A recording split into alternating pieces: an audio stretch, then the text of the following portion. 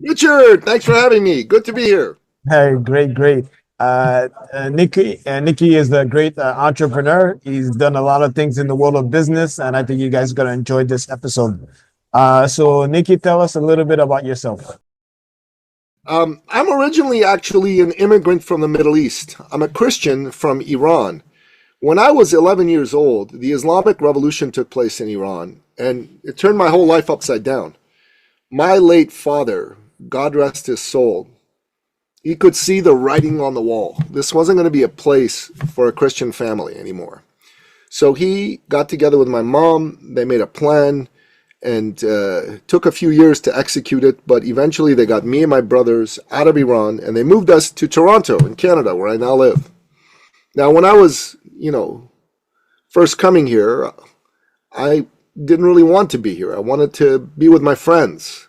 I wanted to be in my home in Iran. But looking back now was the single best thing mom and dad could have done for us, Richard. They took us from a legacy of tyranny to a legacy of freedom. I believe every man, every woman on this planet wants to be free. The desire for freedom is innate in every human being. And Canada has given us that beautiful opportunity to live as free men. And for me, I've always been very, very grateful for the fact that my mom and dad did this for us. And if you think about it, if you're an entrepreneur, you need to be a champion for freedom, right? Without freedom, there's no free expression. Without free expression, Richard, how do you figure out what you're going to do? How can you speak all the things you need to speak? Because you're going to be scared that if you say the wrong thing, they'll throw you in jail or even kill you, right? And without all that, you can't have free enterprise. You want to be an entrepreneur, you need free enterprise. You need to decide which path you're going to take. You can't just take whatever path someone puts in front of you. And to me, that's super important. That's why I think everybody here should always be taking a stand for freedom. And there's a lot of business people, entrepreneurs go, oh, yeah, I'm not into politics. I don't want to be into politics. I just want to do my business. I have one thing to say to that. You may not want to be into politics, but politics surely is into you. And if you don't take a stand for freedom, you are going to see your freedoms vanish in an instant. In our own country of Canada, Richard, look at what happened during the lockdowns, right? They turned everything upside down, treated us like second-class citizens just to force us to live a certain way. And that's not how you should be. If you're an entrepreneur, always take a stand for freedom. And my father, he was an entrepreneur, Richard. He was one of those guys who believed in people. He would always tell me, son, you need to believe in people. Life is about people. And I just go, okay, Dad. And he said, even business, son, fundamentally is about people. And I would say to him, Dad, what are you talking about? Business is not about people, it's about money. And he said, no, son, without money, you can't do business. That's true. But without people, there's no need for money. And remember, that man in front of you, that's someone's son, that's someone's brother, that's someone's husband. That's a hero to somebody.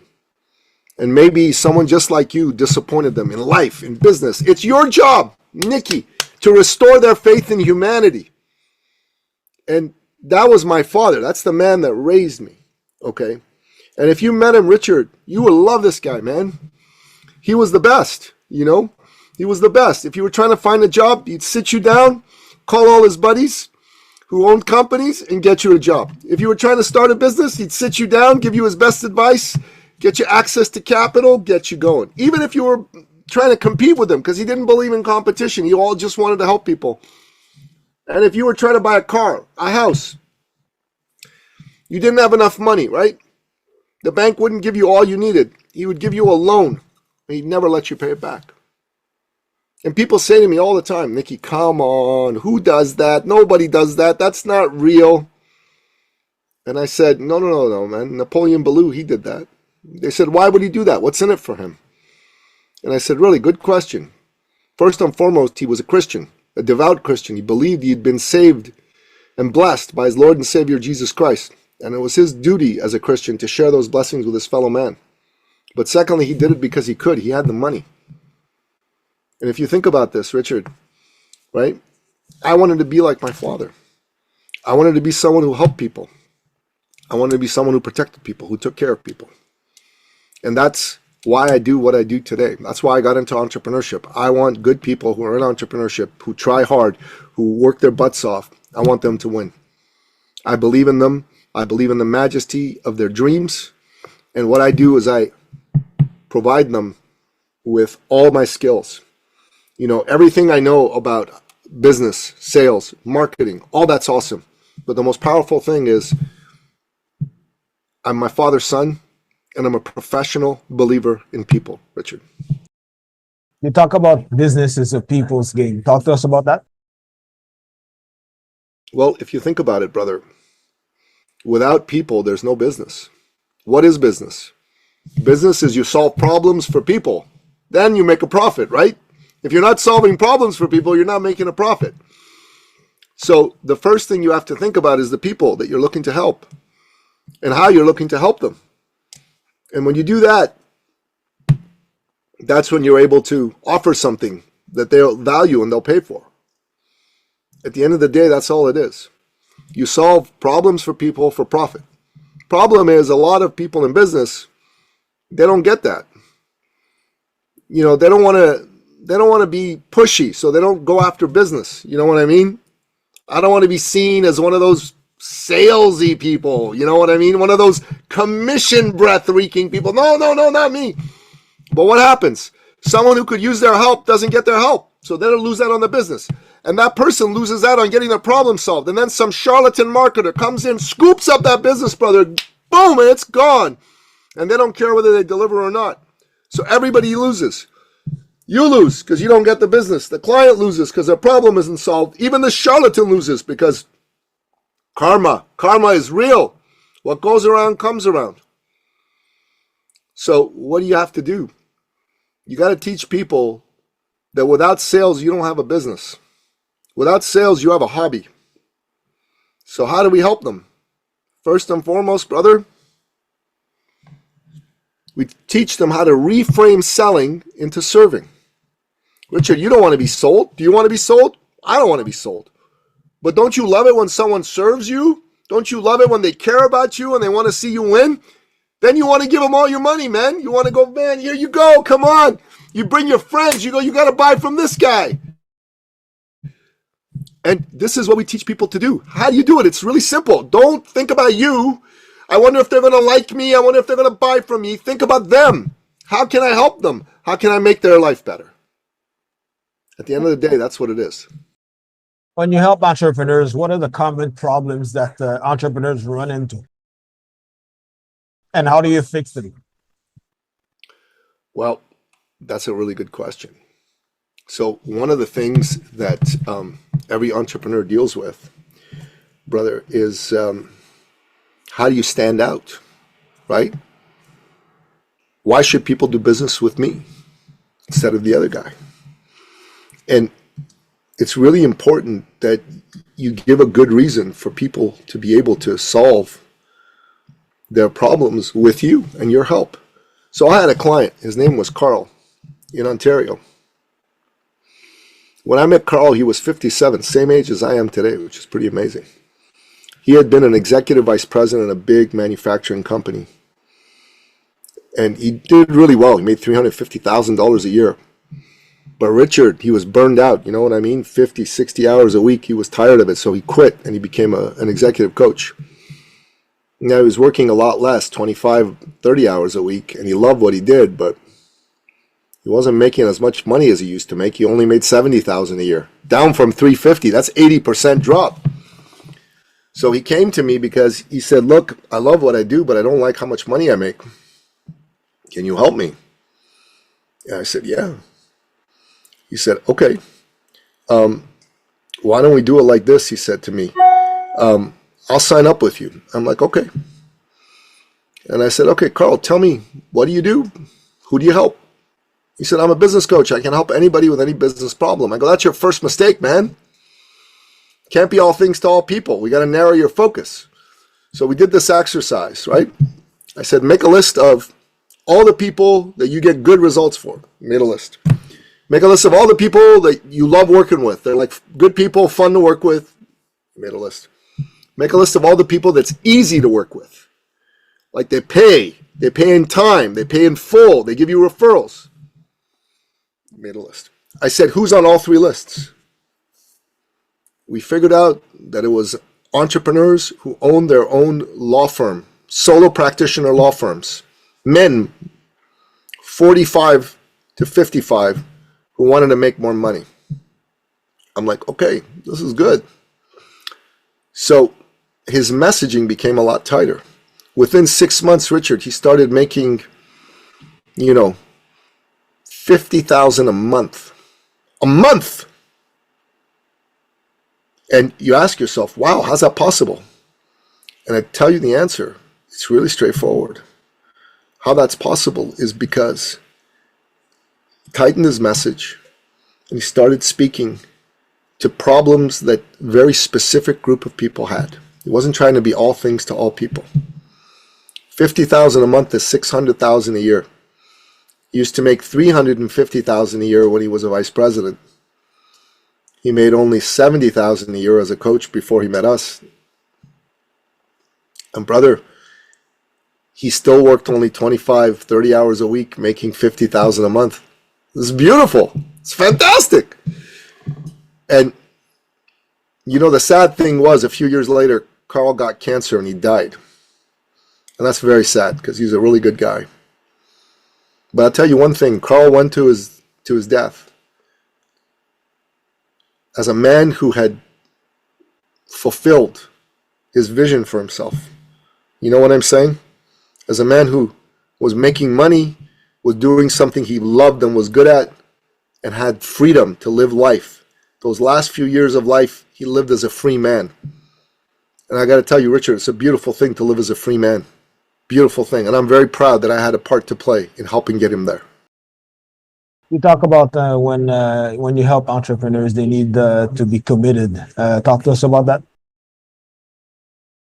So there are 4 qualities you need to have in order to be successful as an entrepreneur.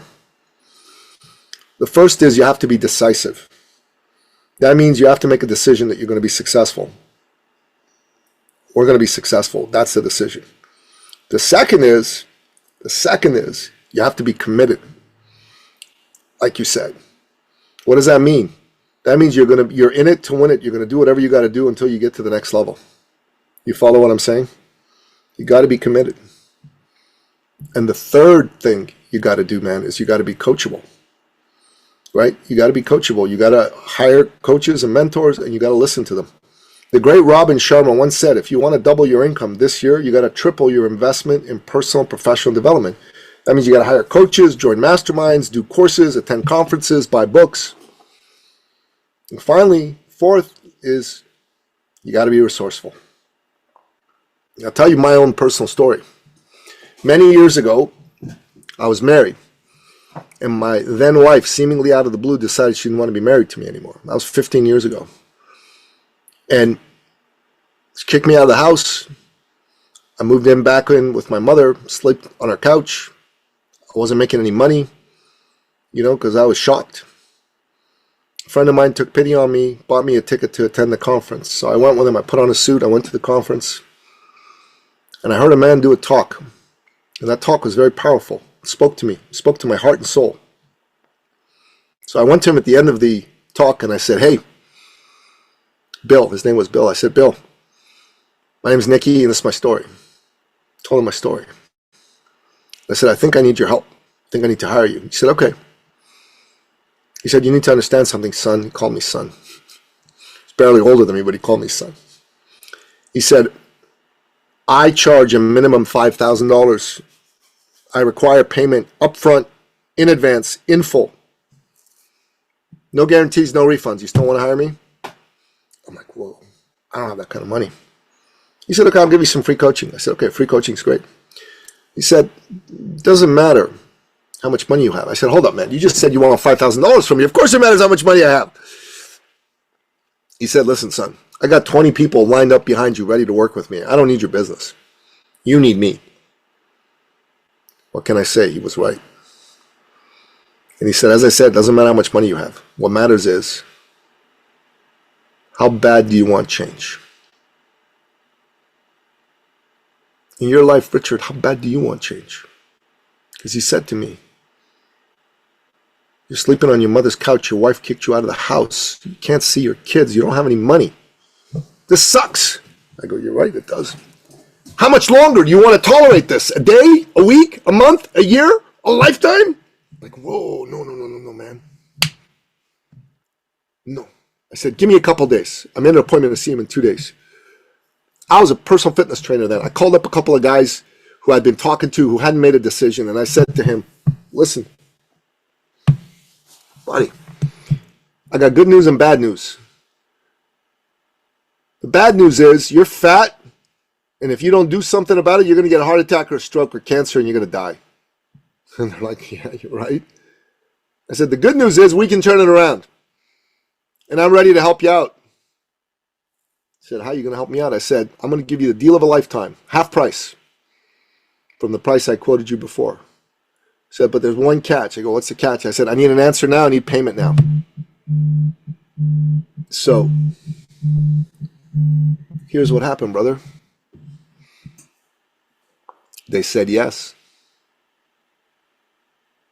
I got $2,000, $1,000 from each. I go see this guy. I'm all excited. I dropped down $2,000 on his desk, and he goes, that's nice, but I said 5. I'm like, oh my God. He said, Bill, how many people have you told this story that you told me to? Over the years, he said. I go, yeah. He said, 30 or 40. I said, wow, that's a lot. He said, yeah. I said, besides me, who else came back to you with money? He said, oh no, man, you're the first. I go, I'm the first. He goes, the first. Me, the first, the very first. I said, okay, bud, here's the deal. Take my money. I'll sign a contract. I'll pay you the balance in 30, 60 days, whatever the case may be. Because I want change bad. And buddy, he agreed. Within 6 months, I made 6 figures. I paid him back early. And I've never looked back. And my question for you, for your listener and your audience is, how bad do you want change? Are you happy with your business currently? Do you want to make more money? Have you been unable to achieve the goals you've set for yourself?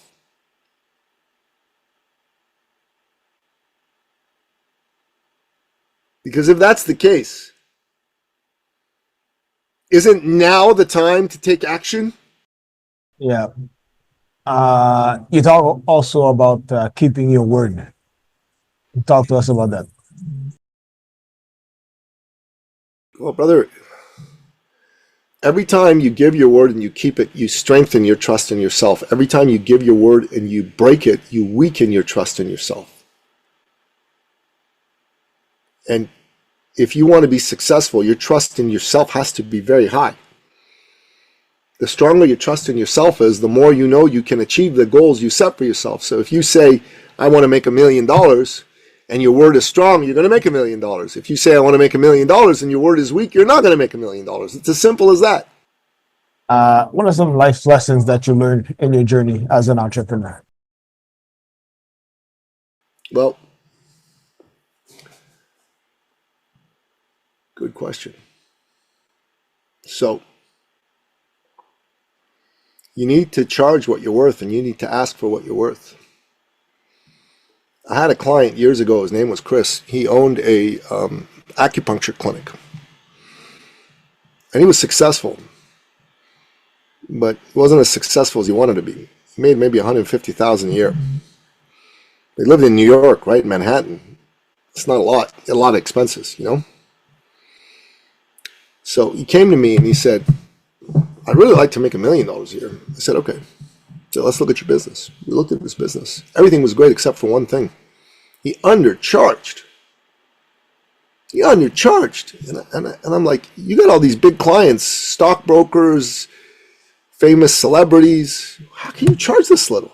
He said, well, what do you think I should do? I think you should raise your prices. He said, well, what, 10%? I go, no, man. He said, what, 20? I'm like, no, buddy. He said, well, then how much? 30? I said, buddy, you got to 20-fold your price, 20 times it. He freaked out. I can't do that. I go, well, no. I go, relax, man, calm down. He wouldn't 20-fold his price, but he 7-folded it, okay? Richard, within 4 months, he almost 20-folded his business. He made $1.2 million in 4 months. Richard, would you like to make $1.2 million in 4 months? Would that be okay with you? Yeah, that would be good. You know, and if you don't get what you should get, you won't give what you should give. And there's an energy balance. When all you're doing is giving, okay, when that's all you're doing and you're not getting, that imbalance, it doesn't work. It's bad for God, for the universe, for you. And you should be charging not based on competition out there, but based on what the solution you're giving is worth. Richard, if I help you grow your business to $1 million a year, and you say, okay, Nicky, I want to work with you. This is great. And you say, hi, what do you charge? And I say $50. You're going to go, what are you talking about? That I can't trust that. You don't know what you're doing if you charge that little. High prices reassure clients that you're an expert. Now, you better be an expert, but high prices reassure clients. And you shouldn't overcharge, but you definitely shouldn't undercharge, brother. What when you want to scale your business, some businesses, some industries, whatever, some type of businesses are hard to scale. What how should people navigate that? You need a coach. You need a coach, like I was telling you before. Don't try to do things by yourself, man. Listen, for years, I made about $100,000 a year. For years. First year I hired a coach, I made $300,000 a year.